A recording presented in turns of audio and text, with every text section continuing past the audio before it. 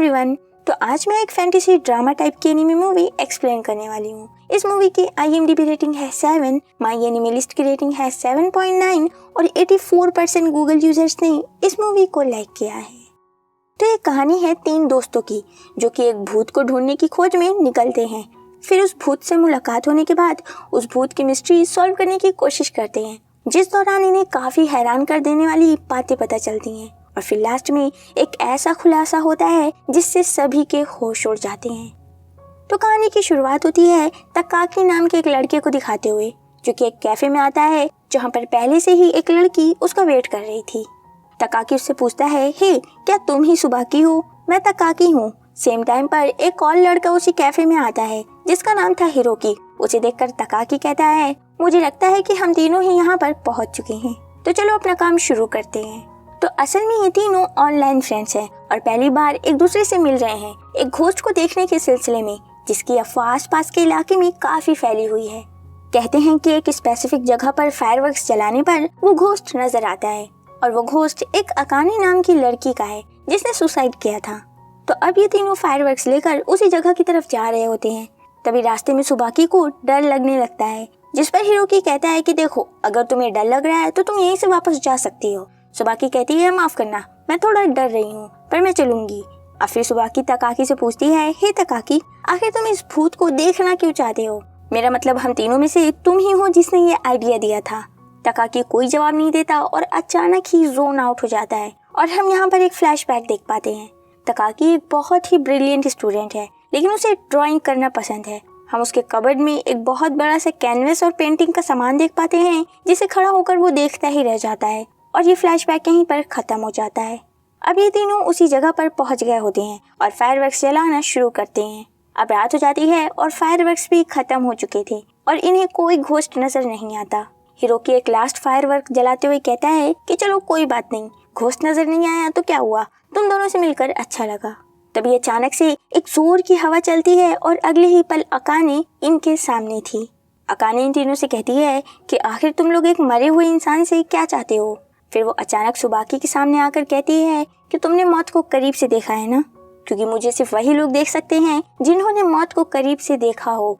तभी यहाँ पर हमें एक और फ्लैशबैक दिखाया जाता है, जिससे हमें पता चलता है कि सुबाकी के क्लासमेट्स उसे बुली करते हैं, जिस वजह से परेशान होकर वो एक दिन सुसाइड करने की भी कोशिश करती है, लेकिन उनमें से ही एक लड़का उसे बचा लेता है। फ्लैशबैक खत्म होता है और सुबाकी कहती है कि इसका मतलब हिरोकी और तकाकी ने भी मौत को करीब से देखा है। वहीं तकाकी नोटिस करता है कि वो जो एक फायरवर्क बचा हुआ था वो अभी भी जल रहा होता है। फिर अब अकाने इन दोनों लड़कों से पूछती है कि आखिर वो दोनों उससे क्या जानना चाहते हैं। तकाकी पूछता है कि मैं जानना चाहता हूँ कि आखिर घोस्ट इस दुनिया में रह कैसे जाते हैं।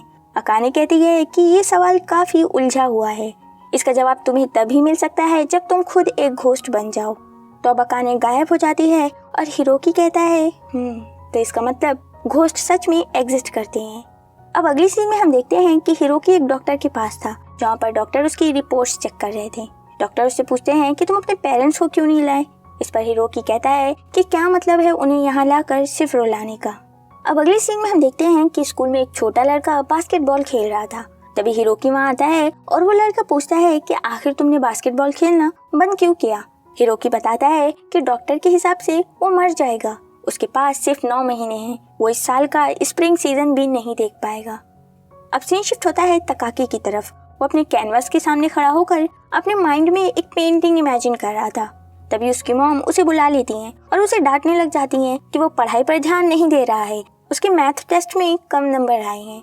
अब हम देखते हैं कि ये तीनों दोस्त बात कर रहे थे। तब सुबाकी कहती है कि हे, जो हमने देखा था क्या वो सच में घोस्ट ही था ना?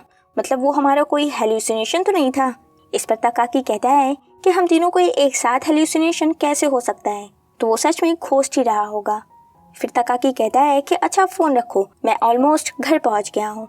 फोन हैंग अप होते ही हम व्यूअर्स देख पाते हैं कि तकाकी अपने घर नहीं बल्कि उसी जगह पर दोबारा से पहुंचा हुआ था। अब तकाकी फायरवर्क्स चलाता है और अकाने उसके सामने आ जाती है और वो कहती है कि लगता है कि पिछली मुलाकात से तुम सहमत नहीं हुए। तकाकी कहता है कि मैं बस जानना चाहता हूँ। अकाने तभी बीच में कहती है कि तुम क्यों जिंदा हो?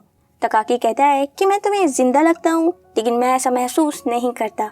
कभी कभी तो मुझे ऐसा लगता है कि कहीं मैं मर तो नहीं गया। अकाने कहती है ऐसा इसलिए है क्योंकि तुम अंदर से मर चुके हो। तकाकी कहता है मुझे पता है और ये बात मुझे एक घोस्ट से सुनने की बिल्कुल ज़रूरत नहीं थी। खैर, फिर अकाने कहती है कि आखिर तुम इस बारे में क्या करोगे। तकाकी कहता है पता नहीं, यही तो मैं सोचता हूँ कि अगर मैं भी एक घोस्ट बन जाऊँ तो क्या मेरी सारी सफरिंग्स खत्म हो जाएंगी। अकाने कहती है ओह अच्छा, तो चलो तुम्हें तुम्हारे शेल से निकालते हैं, क्या तुम उड़ना नहीं चाहते। ये कहकर अकाने तकाकी की बॉडी से उसकी सोल को निकालकर आसमान में ले जाती है। दोनों आसमान में उड़ रहे थे और तभी अकाने तकाकी का हाथ छोड़ देती है और तकाकी की सोल सीधा जमीन के अंदर पानी में चली जाती है। फिर अकाने उससे कहती है कि अपने दिल में झांको, तुम कहाँ जाना चाहते हो, तुम्हारी सोल तुम्हें वहीं ले जाएगी। सीन शिफ्ट होता है और अब ये दोनों एग्जीबिशन हॉल में थे, जहाँ पर अकाने कहती है अच्छा तो तुम्हें पेंटिंग्स पसंद है। एग्जीबिशन हॉल में ये दोनों मिलकर काफी मस्ती करते हैं और फिर थक हार कर एक टावर पर बैठ जाते हैं, जहाँ पर तकाकी पूछता है अकाने आखिर तुमने सुसाइड क्यों किया। अकाने कहती है तकाकी मैंने सुसाइड नहीं किया था। अकाने तकाकी को अपने घर ले जाती है और अब यहाँ पर हमें अकाने की पूरी स्टोरी पता चलती है। तो दरअसल एक दिन अकाने की उसके मॉम के साथ काफी बुरी लड़ाई हो जाती है, जिसके बाद वो घर से भाग जाती है और तभी रास्ते में उसका एक्सीडेंट हो जाता है। जिस बंदे की गाड़ी से उसका एक्सीडेंट हुआ था वो काफी ज्यादा डर गया होता है, इसलिए वो अकाने की बॉडी को एक सूटकेस में डालकर कहीं पर दफना देता है। लेकिन दुख की बात यह है कि अकाने एक्सीडेंट के बाद भी जिंदा थी, उसकी सांसें चल रही थी और उस आदमी ने अकाने की हेल्प करने की बजाय उसका गला घोंटकर उसे सूटकेस में दफना दिया। अकाने की माँ अकाने का अभी भी वेट कर रही हैं, क्योंकि हकीकत में उन्हें पता ही नहीं है कि उनकी बेटी मर चुकी है। अकाने तकाकी से कहती है कि वो अपनी बॉडी ढूंढना चाहती है। उसने अपनी बॉडी पहले भी ढूंढने की कोशिश की थी, लेकिन फिर उसने कोशिश करना छोड़ दिया, क्योंकि अगर वो अपनी बॉडी ढूंढ भी लेती तो उसकी हेल्प करने वाला कोई नहीं था। अब अगले सीन में हम देखते हैं कि तकाकी उसी एग्जीबिशन हॉल में था और जब वो बाहर निकलता है तो तभी उसकी मॉम उसे पिक करने के लिए आ जाती हैं और उससे कहती हैं कि तुम्हें इस समय पर क्लास में होना चाहिए, यहाँ क्या कर रहे हो। तकाकी बताता है कि वो अपने एक दोस्त को ढूंढ रहा था। उसकी मॉम यहाँ पर उसे सुनाने लग जाती हैं कि दोस्त को ढूंढने से ज़्यादा कीमती तुम्हारा फ्यूचर है ये सब, जिससे तकाकी को गुस्सा आता है और वो गुस्से में कार से उतर जाता है। अब हम नेक्स्ट सीन में तकाकी को दोबारा से अकाने के पास जाते हुए देख पाते हैं और इस बार हिरोकी भी उसे जाते हुए देख लेता है। अकाने और तकाकी मिलकर अकाने की बॉडी ढूंढने की कोशिश करते हैं, लेकिन इन्हें नहीं मिलती। तकाकी कहता है माफ करना, हम ढूंढ नहीं पाए, इसी साल मेरा एंट्रेंस एग्जाम भी है और एक बार कॉलेज में जाने के बाद पता नहीं मुझे टाइम मिलेगा भी या नहीं। अकाने कहती है ओह तो ये बात है, तो हमें इस मिशन को यहीं पर रोक देना चाहिए, तुम्हारे पास और भी इम्पोर्टेंट काम है करने के लिए। ये कहकर अकाने वहाँ से गायब हो जाती है। अब अगले दिन हिरोकी तकाकी और सुबाकी से मिलकर उन्हें सारी बातें बताता है और हेल्प करने के लिए कहता है। बातें सुनकर हिरोकी कहता है कि मुझे पहले से ही पता था कि ये इसी बारे में होगा, वैसे भी तुम इधर बीच कुछ ज्यादा ही उससे मिल रहे हो, कहीं प्यार व्यार का तो चक्कर नहीं है। हिरोकी वहाँ से जाने लगता है और कहता है कि वो कोई हेल्प नहीं करेगा। तकाकी उसे काफी कन्विंस करने की कोशिश करता है, लेकिन हिरोकी मानता ही नहीं है और गुस्से में कहता है कि तुम लकी हो कि तुम्हारे आगे एक फ्यूचर है, लेकिन मैं इतना लकी नहीं हूँ। ये कहकर वो वहाँ से भाग जाता है और सुबाकी उसके पीछे भागती है। वहीं तकाकी कैफे से निकलकर अकाने के पास पहुँचता है और दोनों मिलकर फिर से बॉडी ढूंढने लगते हैं। दूसरी तरफ सुबाकी हिरोकी तक पहुँच जाती है और हिरोकी उसे वहाँ से जाने को कहता है, लेकिन वो वहीं पर बैठ जाती है और कहती है मुझे नहीं पता कि तुम किस चीज से गुजर रहे हो, लेकिन प्लीज मेरी बात सुन लो। मुझे स्कूल में काफी ज्यादा बुली किया गया, जिससे मुझे ऐसा लगने लगा कि मैं जिंदा ही नहीं हूँ। मेरे लिए उस घोस्ट की तलाश एक नए जवाब की तलाश जैसे थी। तुम भी शायद किसी अलग चीज से स्ट्रगल कर रहे होगे और तकाकी भी अपनी लड़ाई लड़ रहा होगा, लेकिन हम तीनों का इस तरह से मिलना कोई इत्तेफाक तो नहीं हो सकता, इसका जरूर कोई मतलब होगा। इसी के साथ ये सीन यहीं पर कट हो जाता है। वहीं दूसरी तरफ हम देख पाते हैं कि तकाकी के पास फायरवर्क्स खत्म हो गए थे, जिस वजह से अकाने उसे अब नजर नहीं आ रही थी और तकाकी काफी ज्यादा पैनिक करने लगता है। तभी सही वक्त पर ये दोनों वहां पहुंच जाते हैं और अब फिर ये चारों एक साथ मिलकर अकाने की बॉडी ढूंढना शुरू करते हैं और फाइनली इन्हें वो सूटकेस मिल जाता है। जिसके बाद तकाकी अकाने से पूछता है तो क्या अब तुम गायब हो जाओगी। अकाने कहती है हाँ शायद ऐसा ही कुछ होगा। तकाकी अपनी बॉडी में वापस लौटता उससे पहले ही अकाने उसे रोककर कहती है तकाकी घोस्ट बनकर शायद तुम्हें मजा आया होगा, लेकिन इस थोड़े से बिताए वक्त से तुम ये मत समझना कि मौत बेहतर है, तुम्हें जीना होगा। अब तकाकी की सोल उसकी बॉडी में वापस आ जाती है और ये तीनों उसी जगह पर पहुंचते हैं। यहाँ पर तकाकी फेंस को क्लाइंब करके दूसरी तरफ पहुँचता है और जमीन को खोदने लगता है और तभी उसे नजर आता है एक सूटकेस। लेकिन अचानक ही तकाकी जोन आउट हो जाता है और देखता है कि उसके सामने व्हाइट ड्रेस में अकाने खड़ी होती है, जो कि उसे उसी जगह पर उसके साथ रुकने के लिए बोलती है। वहीं हिरोकी और सुबाकी तकाकी को पुकारते हैं और उसे वापस से होश में लाने की कोशिश करते हैं। हिरोकी की आवाज सुनकर तकाकी अकाने से कहता है कि नहीं, मुझे इस जगह से जाना होगा। अकाने उसे रोक लेती है और कहती है, क्या मतलब है उस दुनिया में जाने का जहाँ तुम्हें रोज दुख झेलना पड़ता है। तकाकी कहता है, हाँ मुझे पता है, मेरी जिंदगी कुछ नहीं बस एक बोझ है, लेकिन ये कितनी भी बुरी क्यों ना हो अभी खत्म नहीं हुई है। और सुबाकी और हिरोकी की जैसे मैंने भी अब सीख लिया है कि अगर आप अपने आसपास देखते हो तो हमेशा कोई आपके साथ खड़ा होगा और तुम अकाने नहीं बल्कि मेरा ही एक हिस्सा हो जो मरना चाहता है।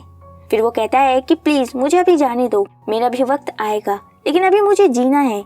ये कहते ही तकाकी के सामने से उसके जैसी दिखने वाली एंटिटी गायब हो जाती है और वो वापस से होश में आकर उस गड्ढे को खोदता है जहाँ पर एक सूटकेस था जिसमें अकाने की बॉडी थी, जिसे देखकर तकाकी रोने लगता है और सीन यहीं पर कट हो जाता है। अब अगले सीन में हम देखते हैं कि अकाने के घर के बाहर कोई नॉक करता है। अकाने की मॉम बाहर निकलती हैं तो उन्हें बाहर अकाने का पेंडेंट मिलता है। अब गर्मियाँ भी खत्म हो चुकी थी और तकाकी हर मौसम में सिर्फ गर्मियों का ही इंतजार करता है। अब अगले साल के समर सीजन में हम इन तीनों दोस्तों को वापस से उसी जगह पर फायरवर्क्स जलाते हुए देख पाते हैं। यहाँ पर हिरोकी इन दोनों से पूछता है, तो कैसी चल रही है लाइफ। तकाकी कहता है, अब खुद के लिए जिंदगी जीना किसी गार्डन में चलने जैसा तो नहीं है, लेकिन हाँ हम छोटे छोटे कदम उठा रहे हैं। मतलब तकाकी ने अपनी मॉम से बात की और अब वो स्टडी के साथ पेंटिंग भी करता है। वहीं सुबाकी भी अब डट कर उन बुलीज का सामना करती है। इनकी बातें सुनकर हिरोकी कहता है, सुनकर अच्छा लगा। वहीं सुबाकी ध्यान देती है कि हिरोकी की फायरवर्क बुझने वाली है। तभी हिरोकी कहता है कि ज्यादा वक्त नहीं बचा है, लेकिन तुम दोनों से मिलकर बात करके अच्छा लगा और मुझे माफ करना कि मैं गुड बाय बोले बिना ही चला गया। जी हाँ, हिरोकी तो कुछ महीने पहले ही मर चुका है। ये बात रियलाइज होते ही कि ये हिरोकी का घोस्ट है, सुबाकी रोने लगती है। फिर हिरोकी कहता है कि सुबाकी, तकाकी, तुम दोनों अपनी जिंदगी अच्छे से जीना। और फिर वो गायब हो जाता है और ये दोनों भी वापस से घर की तरफ निकल जाते हैं और इसी के साथ ये मूवी यहीं पर खत्म हो जाती है। तो ये मूवी जितनी छोटी है उससे बड़ा लेसन हमें देकर जाती है। कभी कभी हमें अपनी जिंदगी एक बोझ लगती है कि आखिर हम जी ही क्यों रहे हैं, हमें इसे खत्म ही कर देना चाहिए। जब भी ये ख्याल आए बस एक बार खुद को मौका देकर देखना और सोचना कि कोई तो होगा, कोई एक शख्स जिसे फर्क पड़ेगा आपके जाने से। और कभी कभी बात करने से भी मसले हल होते हैं, जैसा कि तकाकी के केस में हुआ। और कभी कभी हमें खुद के लिए ही खड़ा होना पड़ता है, बिल्कुल सुबाकी की तरह। और कभी कभी तो ऐसा लगता है कि आखिर हमें ये जिंदगी मिली ही क्यों, बिल्कुल हिरोकी की तरह, क्योंकि जब मर ही जाना है तो ऊपर वाले ने ऐसी जिंदगी दी ही क्यों। शायद इसलिए ताकि आप दूसरों की जिंदगी बेहतर कर सकें। तो इस कहानी से आपको क्या सीखने को मिला कमेंट करके जरूर बताना। सो आई होप ये वीडियो आपको पसंद आई होगी। अगर पसंद आ गई होगी तो लाइक, कमेंट, शेयर और सब्सक्राइब कर दीजिएगा। मिलते हैं आपसे नेक्स्ट वीडियो में। Thanks for watching, bye bye.